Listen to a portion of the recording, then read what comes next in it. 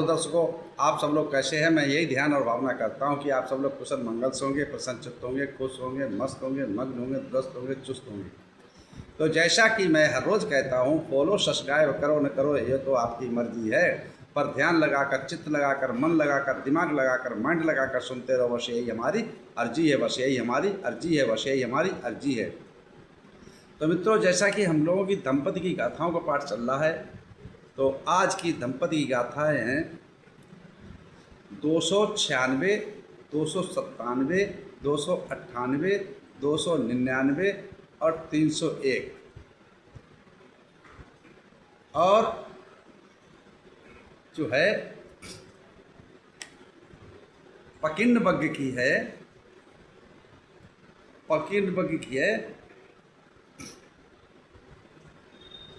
8, 9, 10, 11, 12। तो दंपति गाथा है 296, 297, 298, 299। तो इन गाथाओं को तथागत सम्यक संबुद्ध ने किस उद्देश्य पर, किस जगह पर, किस स्थान पर, किस कारण, किसको लक्ष्य बनाकर उपदेशित किया।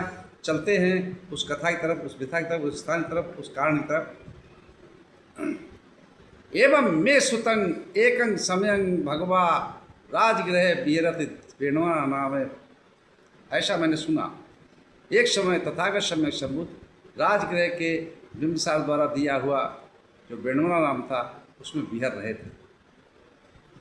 उस समय घटना है कि उसी राजगृह में नज़दीक के दो बालक बहुत मित्र थे, साथी थे, दोस्त थे, फ्रेंड थे, आपस में रोज़ खेलते थे। तो जो बलशाली था, दांव पेच भी जानता था अच्छा, और ताकत सेहत में अच्छा था, और जो कमज़ोर था तो वो हमेशा रोज़ जीतता था किसी खेल को खेले, और जो ताकतवर था, बलशाली था, वो हारता था। लेकिन जो जीतता था, कमज़ोर था, वो लड़का बुद्धानुस्मृति रखता था। बुद्धानुसति, धम्मानुसति, संघानुसति, कायानुसति, है ना। तो ये स्मृति रखता था बुद्धानुस्मृति।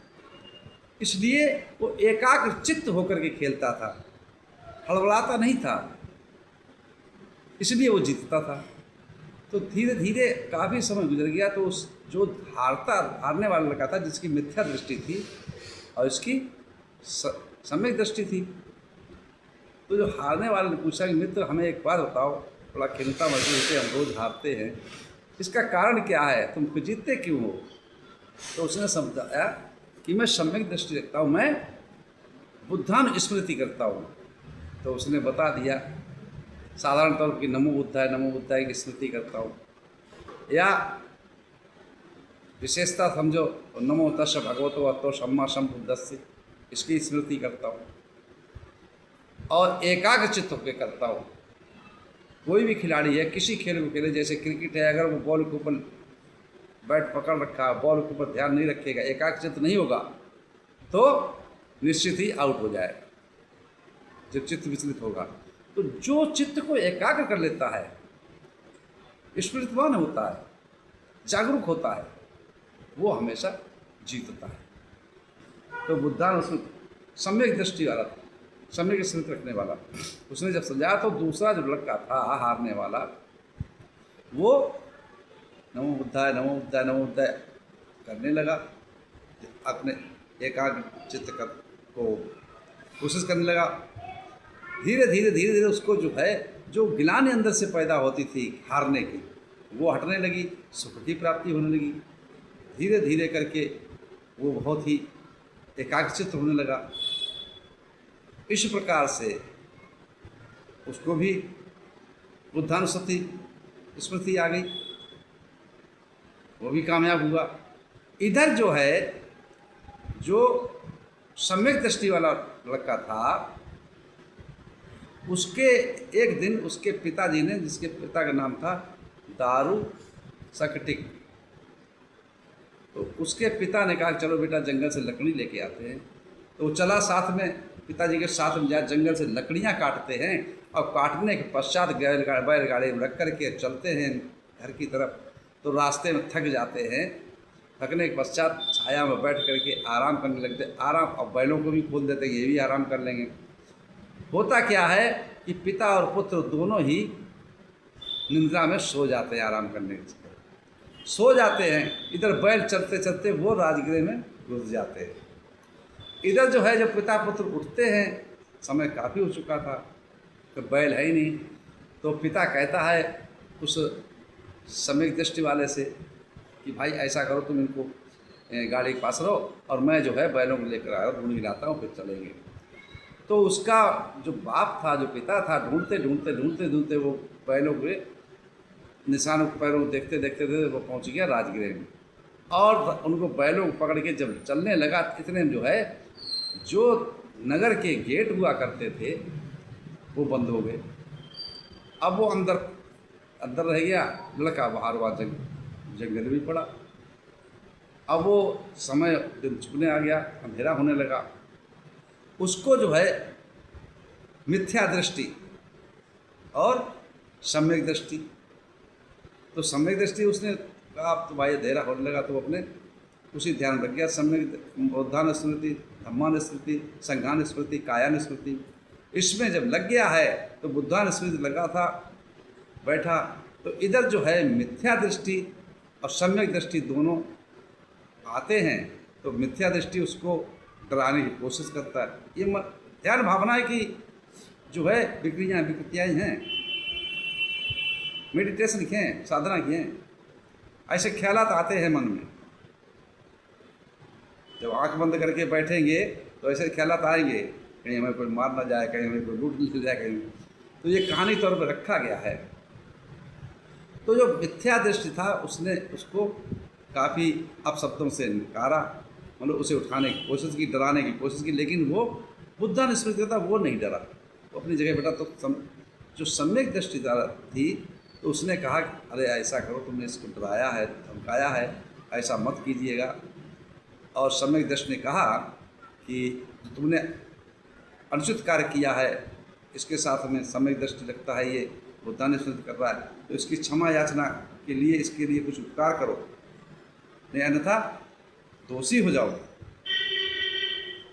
तो वो दोनों जाते हैं, उसके अपने माता पिता, उसके जो लड़का था सम्यक दृष्टि वाला, बुद्धा ने स्मृति करता था, उसके माता पिता का रूप बदल करके और राजा बिंबसार के यहाँ से सोने के थाल में भोजन ला करके और उसको जो है खिलाते हैं। और खिलाने के पश्चात वो अपने बुद्धा ने स्मृति रखता था, वो थाल को लेकर के उसी बैलगाड़ी में छुपा देते, चले जाते। सुबह उठ के चले जाते, वो तो चले जाते। इधर सुबह जब उसका जो राजा के घर से चोरी हुई थी थाल की, स्वर्ण का थाल, सोने का थाल, तो सिपाही ढूंढते ढूंढते उसी जगह पहुंचते हैं। जिस समय पहुंचते हैं तो उसको पकड़ ले जाते हैं। अब पकड़ ले जाने के बाद राजा के पास ले जाते, तो राजा पूछता है कि भाई, वो यही कहता है कि मुझे भगवान बुद्ध के पास ले। तो राजा जो है उसके माता पिता को उसको जा कर के बुद्ध के पास ले जाते हैं। तो कहता है, सारी बात बताता है कि ऐसे में बुद्धा ने स्मृति करता, ऐसे जो है मिथ्या दृष्टि और सम्यक दृष्टि हमारे समक्ष आए, और ऐसे ऐसे करके मेरे माता पिता का वेश धारण करके और मुझे ये थाल में भोजन कराया और ऐसे छुड़ा के चले गए। तो राजा बिंबसार बड़ा अचंभित हुआ और भगवान से कहने लगा, अरे ऐसा होता है, ऐसा हो सकता है भगवान? कि हाँ। तथागत बोले, हाँ ये सत्य कह रहा है, सत्य वचन है इसका, जो बुद्धा ने स्मृति करता है। तो उसी समय इन गाथाओं को तथागत सम्यक संबुद्ध ने उपदेशित किया। क्या किया है? 296 गाथा। सुपबुद्धं पबुज्जन्ति सदा गौतम सावका, ते संग दिवाचरत्तो चा नित्यं बुद्ध गता सती। जिन्हें दिन रात नित्य बुद्धान स्मृति बनी रहती है, जागरूक रहते हैं, वे गौतम बुद्ध के शिष्य सदा स्मृति के साथ सोते और जागते हैं। स्मृति के साथ, जागरूकता के साथ सोते भी है, जागरूकता के साथ जागते भी है। 297 गाथा क्या बोली? सुपबुद्धं पबुज्जन्ति सदा गौतम सावका, ते संदिवाचरतो चा नित्यं धम्म गतारति।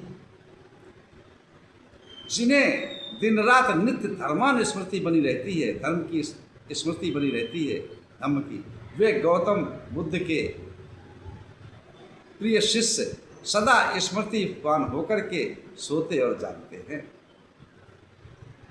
298 गाथा बोलते थे, सुप्रबुद्धं प्रबुद्धन्ति सदा गौतम सावका, ये संदिवाचरतो चा नित्यं संग गता सती। जिन्हें दिन रात नित्य संज्ञान स्मृति बनी रहती है, संग की स्मृति करते हैं, याददाश्त रखते हैं, जागरूक रहते हैं, ऐसे गौतम बुद्ध के शिष्य सदा स्मृतिवान होकर के सोते और जागते हैं। सोते भी है स्मृतिवान होकर और जागते भी स्मृतिवान होकर। चौथी गाथा कहते हैं 299 299, सुप्रबुद्धं प्रबुद्धन्ति सदा गौतम सावका, ते संदिवाचरतो चा नित्यं काये गता सदा। जिन्हें दिन रात कायगता स्मृति बनी रहती है, मतलब शरीर की, काया की स्मृति रहती है, जागरूकता रहता है, ऐसे गौतम बुद्ध के शिष्य हमेशा स्मृतिवान होकर के सोते हैं और स्मृतिवान होकर के जागते हैं। 300 गाथा जो है, सुप्रबुद्धं प्रबुद्धन्ति सदा गौतम सावका, ये संदिवाचरतो चा अहिंसाय रतो मनो। जिनका मन दिन रात नित्य अहिंसा में रत रहता है, अहिंसा में रत रहता है, ऐसे भगवान बुद्ध के शिष्य सदा, गौतम बुद्ध के शिष्य सदा स्मृतिवान होकर के सोते हैं और स्मृतिवान सोकर जागते भी हैं। 301, सुप्रबुद्धं प्रबुद्धन्ति सदा गौतम सावका, ये संदिवाचरतो चा भावनाए रतो मनो। जिनका मन दिन रात नित्य भावना में रत रहता हो। भावनाएं 4 प्रकार की होती हैं, मैत्री भावना, करुणा भावना, उन्नता भावना, उपेक्षा भावना। अब इसका भावना बताएंगे तो घंटे 2 घंटे चाहिए। ये भावनाएं होती हैं। तो जिनका नित्य प्रत मन जो है भावनाओं में रत रहता है, वे गौतम बुद्ध के शिष्य हमेशा सदा स्मृतिवान होकर के सोते हैं और स्मृतिवान होकर के ही जागते हैं। इसी के साथ मैं अपनी वाणी विराम देता हूँ। आप सब लोग मंगल हो, कल्याण हो, सुखी जीवन हो, निरोगी काया हो, गुरु हो जाए, सुख से वास करो, हमेशा प्रशंसित रहो। आप सब लोग मंगल हो, मंगल हो, मंगल हो।